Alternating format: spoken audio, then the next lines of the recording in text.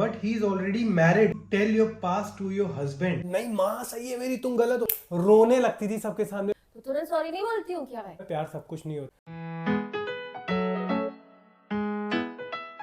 Hi guys, welcome to our channel. I hope आप लोग अच्छे होंगे और सब बढ़िया होगा। तो आप लोगों के बहुत सारे सवाल थे जो हमने पढ़े और आज हम उनका आंसर्स देंगे। बहुत अच्छे सवाल थे, बहुत सीरियस टाइप के भी थे, तो हम लोग कोशिश करेंगे कि हम अपनी तरफ से बेस्ट आंसर आपको उनका बताएं। फर्स्ट क्वेश्चन जो है, married to 8 years older than you, is it okay?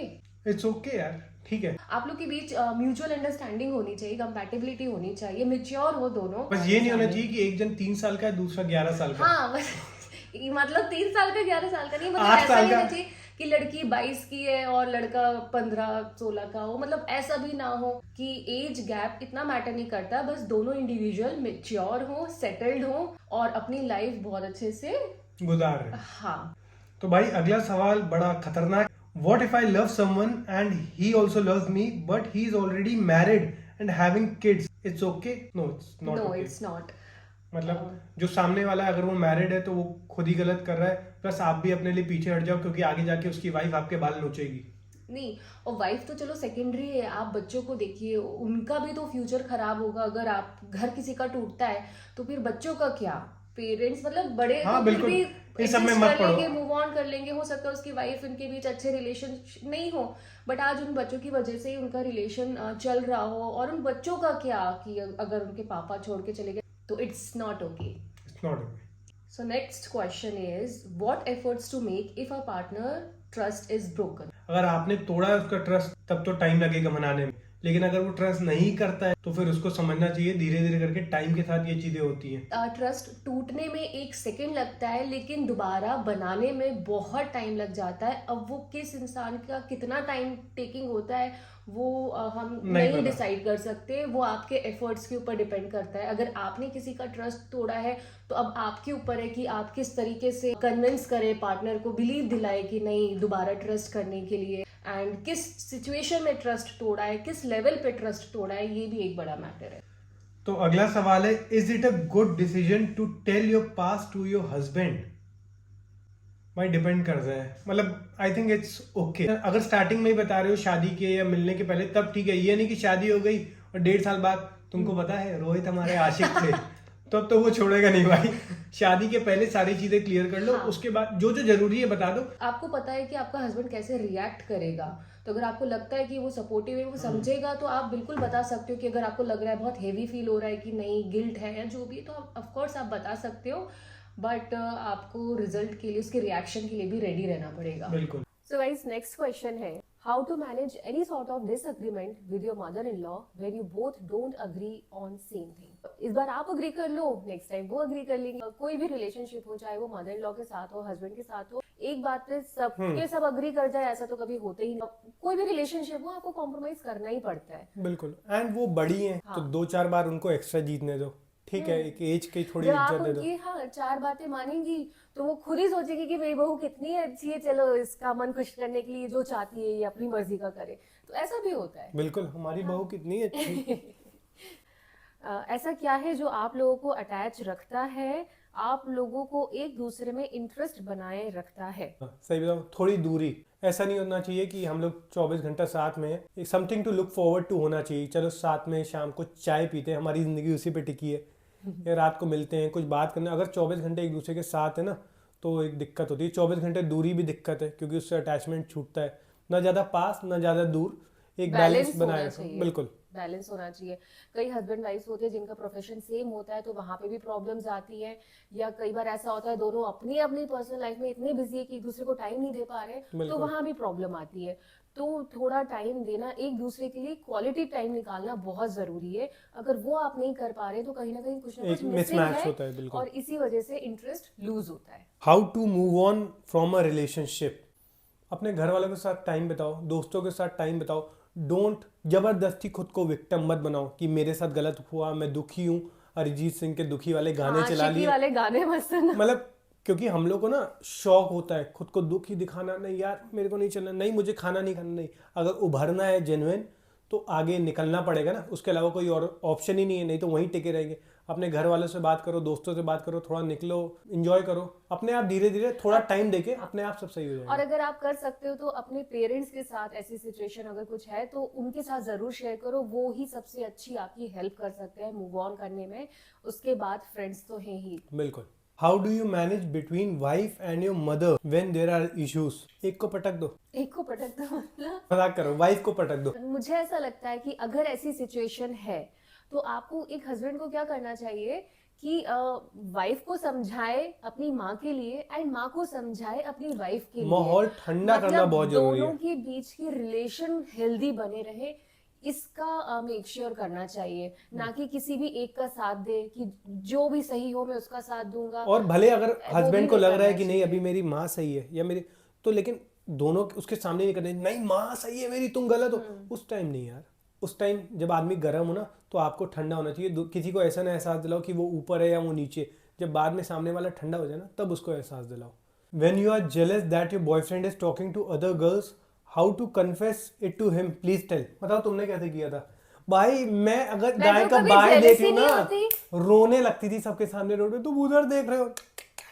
बताओ कैसे करना चाहिए?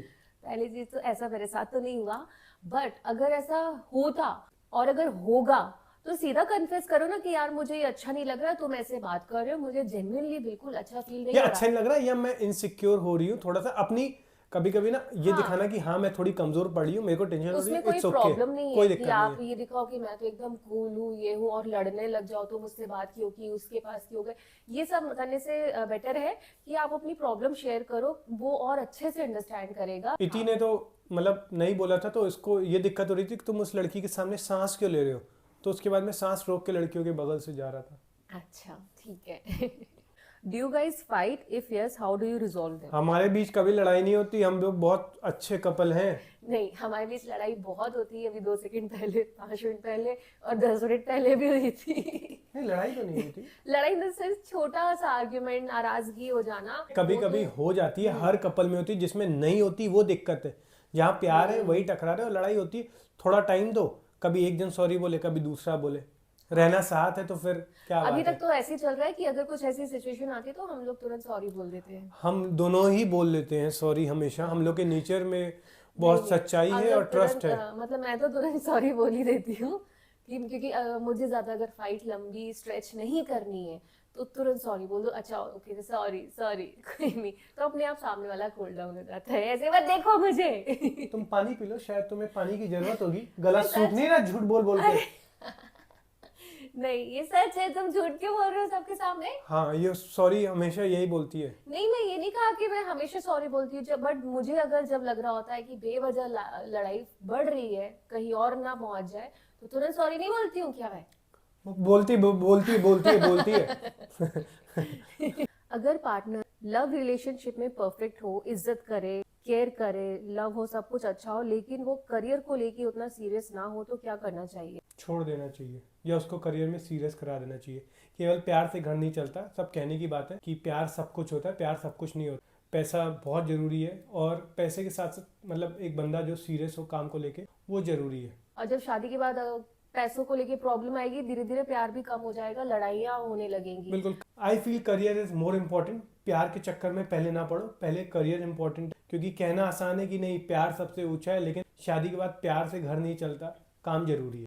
तो अगला सवाल भाई बहन का है। How should a big sister behave जब उसके छोटे भाई उससे बदतमीजी करे, अंडर एस्टिमेट करे उसके siblings, how to handle them? छोटे हैं तो बुद्धि कम है, ऑफ कोर्स आप बड़े हो, आप समझो।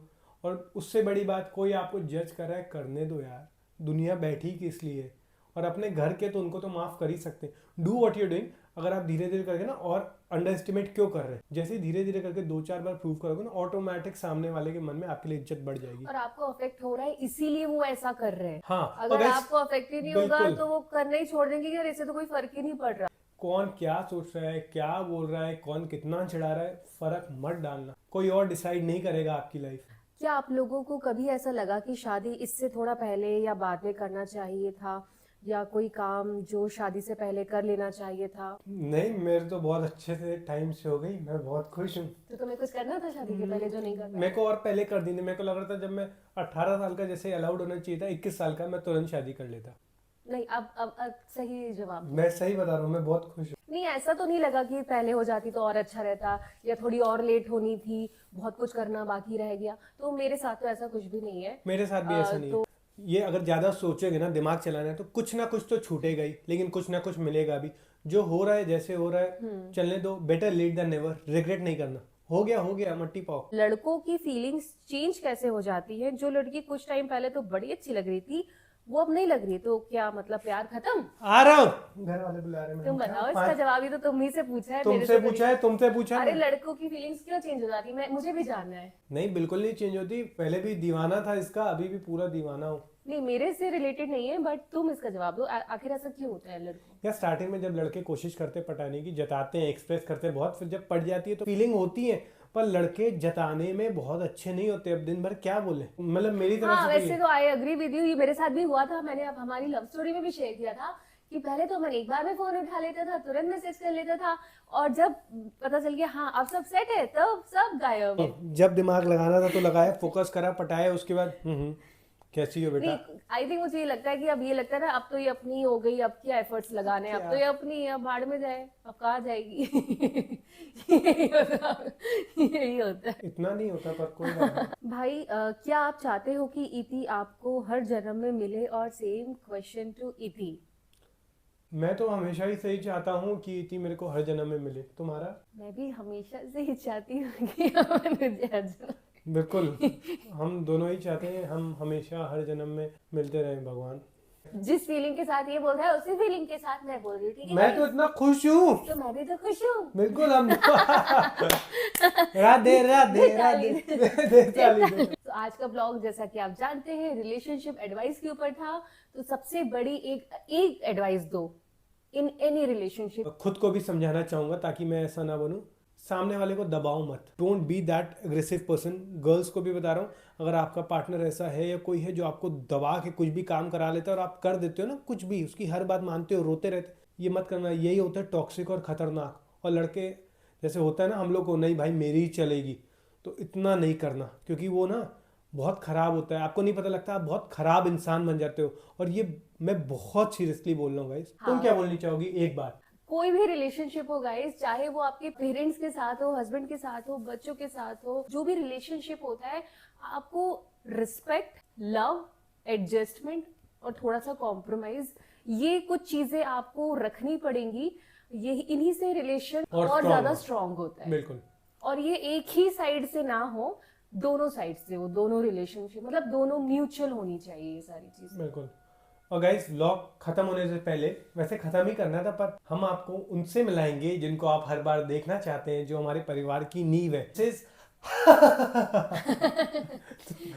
एक बार आपको उनसे मिलाए देते हैं। देखो, मम्मी बोल रही थी अभी हमको हंसी नहीं आएगी, और ये देखो शक्ल तो दिखाओ।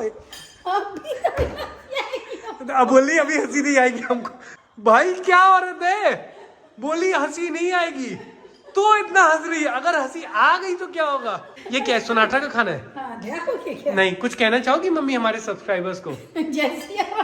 जय Siya Ram. Okay mom, good night mom. तो गाइज, आज का व्लॉग यही खत्म करते हैं। Do like, share, subscribe and press the bell icon and follow us on Instagram. Good night guys, Good night. Bye bye.